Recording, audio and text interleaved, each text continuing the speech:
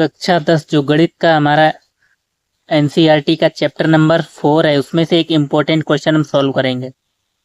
देखो ये क्वेश्चन आपकी एनसीईआरटी का है और एग्जाम की दृष्टि से तो इम्पोर्टेंट है बहुत ही। देखो इस प्रकार के प्रश्न में आपको करना क्या करा है, यदि हम अंश में एक जोड़ दें तथा हर में एक घटा दें तो भिन्न एक में बदल जाती है, और यदि हर में एक जोड़ दें तो यह 1/2 हो जाती है। वह भिन्न क्या है?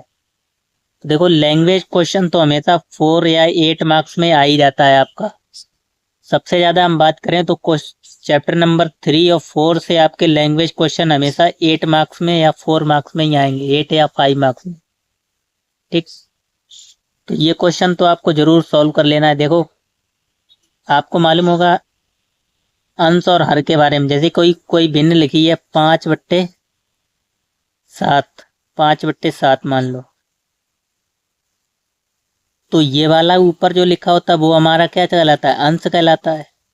जो नीचे होता है उसको हम हर बोलते हैं। तो हम क्या करेंगे, हमने भिन्न ज्ञात करने की पूरा पूछ रहा है, वह भिन्न क्या है, तो आप लिखेंगे माना कि भिन्न बराबर,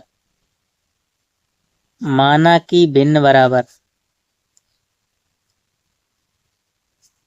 भिन्न बराबर x/y।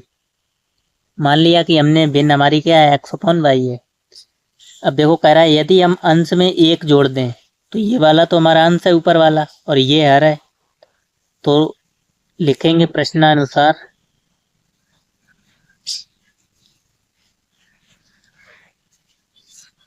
यदि अंश में एक जोड़ दें तो x+1 तथा हर में एक घटा दें, तो हर ये हमारा है, इसमें एक घटा दो, y में से एक घटा दो, तो भिन्न एक में बदल जाती, बराबर 1।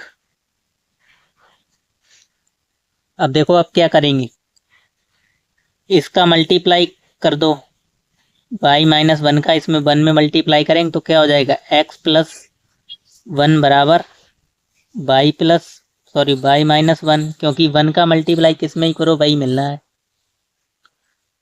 तो आप इसको और भी सॉल्व करके लिख सकते हैं। कैसे?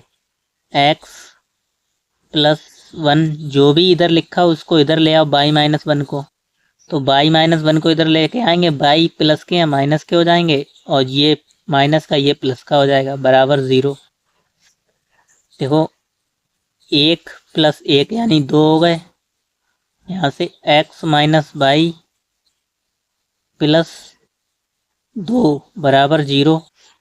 और भी आपको इसको सही तरीके से लिखना हो तो x माइनस y बराबर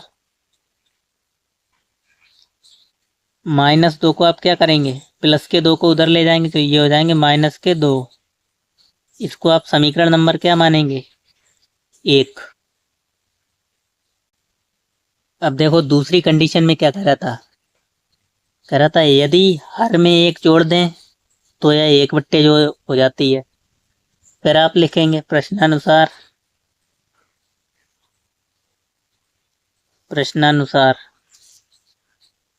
यदि हर में एक जोड़ दें तो हमारी भिन्न क्या थी, x+y थी, x/y। अब की बार कह रहा है यदि हर में एक जोड़ दें तो हर में एक जोड़ दो, तो यही 1/2 हो जाती है, 1/2 हो जाती है। क्रॉस मल्टीप्लाई कर लेंगे, y+1 का गुणा 1 में करो, इसका गुणा इसमें करें, तो 2 का गुणा करोगे तो 2x हो जाएगा, बराबर y+1। इसको इधर ले आओ, सिर्फ y को इधर लेके आएंगे, तो 2x माइनस के y बराबर 1। ये हमारा क्या हो गया, समीकरण नंबर 2। अब आप दोनों समीकरण को सॉल्व करके x और y के मान निकाल लो, तो वही भिन्न हो जाएगी हमारी। तो क्या करेंगे, देखो समीकरण 1 तथा 2 को हल करने पर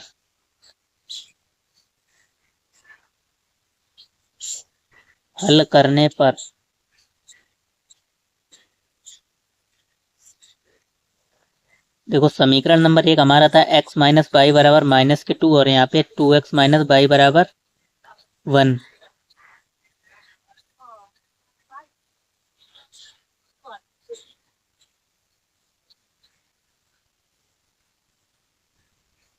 तो देखो क्या करेंगे, समीकरण 1 और 2 आपको दोनों को जोड़ देना है। तो समीकरण 1 क्या लिखी थी, x माइनस वाई बराबर -2, ये पहली समीकरण हो गई। ठीक, और दूसरी समीकरण क्या थी, 2x माइनस वाई बराबर 1। इन दोनों समीकरण को हम क्या करेंगे, जोड़ देंगे। तो देखो 2 -2 प्लस का 1 कितना बचेगा, -1 बचेगा। -2 प्लस का 1, माइनस और प्लस क्या होते हैं, माइनस। तो जो बड़ा अंक है तो वह -1 ही तो बचेगा। यहाँ पे माइनस के बाई और माइनस के बाई, देखो माइनस के बाई क्योंकि हम जोड़ रहे हैं तो प्लस माइनस के बाई, ये प्लस और प्लस क्या हो जाएगा, माइनस। तो माइनस के बाई और माइनस के बाई बराबर -2 बाई। तो -2 बाई x प्लस 2x यानी 3x।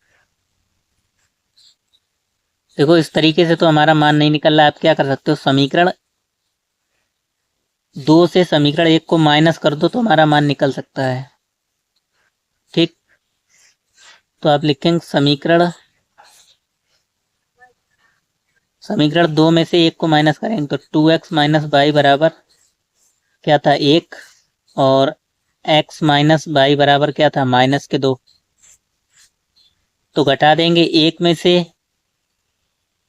1 गया यानी 1 माइनस, और माइनस के 2 पहले से हैं तो माइनस माइनस प्लस हो जाएगा। तो 1 प्लस 1 यानी बराबर 3 आ जाएगा, 1 प्लस 2। तो यहाँ पे तो बचेगा 3, क्योंकि हम घटा रहे हैं। तो बाई और माइनस के बाई ये कैंसिल हो जाएंगे, क्योंकि ये तो प्लस हो जाएगा, माइनस माइनस प्लस। तो बाई से बाई कैंसिल हो जाएंगे और 2x में से x घटाएंगे तो सिर्फ x बचेगा, यानी x की वैल्यू आ गई हमारे पास 3। ठीक, तो x का मान आप समीकरण 1 में रख दो। समीकरण 1 हमारा क्या था, ये था समीकरण 1। x का मान रखेंगे, x माइनस वाई बराबर क्या था, -2। तो x की जगह हम क्या रखेंगे, 3 माइनस वाई बराबर -2। तो माइनस के बाई बराबर -2, और 3 को उधर ले जाओ तो इधर प्लस के हैं, उधर जाके माइनस के हो जाएंगे। तो बाई बराबर -5, और इधर था -बाई। तो माइनस से माइनस कैंसिल हो जाएगा, यानी बाई बराबर 5। देखो x बराबर हमारा कितना आया है, 3 आया है, और बाई बराबर 5। तो आप लिख दोगे अतः भिन्न बराबर, अतः अभीष्ट भिन्न,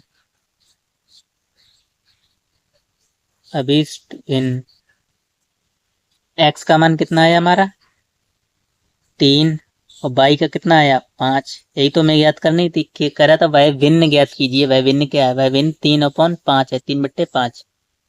अगर आप आंसर चेक करना था चाहते हैं तो यहीं से चेक हो जाएगा। पहली कंडीशन में क्या करा था, यदि हम अंश में 1 जोड़ दें तथा हर में 1 घटा दें। देखो ये भिन्न है 3/5, इसमें 1 जोड़ो और इसमें 1 घटाओ। तो 3 में 1 जोड़ेंगे क्या हो जाएगा 4, और 5 में 1 घटाएंगे तो बचेगा 4। कह रहा था वो 1 के बराबर हो जाती है, तो बिल्कुल 1 के बराबर हो जाती है। ठीक, यानी इस कंडीशन में तो हमारी ये भिन्न सही है। दूसरी कंडीशन में भी आप चेक कर सकते हैं। कह रहा था यदि हर में 1 जोड़ दें, तो हर हमारा क्या था 5 था, 5 में 1 जोड़ दो, और अंश में तो कुछ करना ही नहीं है, तो भिन्न 1/2 के बराबर हो जाती है। तो देखो होती है कहीं 1/2 के ऊपर था 3, 5 और 1 6, तो बिल्कुल हो जाएगी 3 एकम 3, 3 दूनी 6। यानी जो आपने सॉल्व किया है 3/5 वो आपका बिल्कुल करेक्ट आंसर है।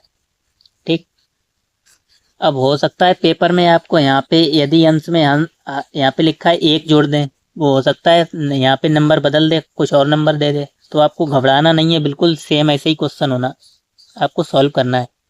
सिर्फ नंबर बदल सकता है, और बराबर में यहाँ पे भी बदल सकता है। तो भिन्न 1 में बदल जाती है, या वो कह सकता है 5 में बदल जाती है, 1/3 में बदल जाती है। तो जितने भी भिन्न वाले क्वेश्चन आए सेम आपको ऐसे ही सॉल्व करने हैं, सिर्फ नंबर ही तो बदल जाएगा। ठीक,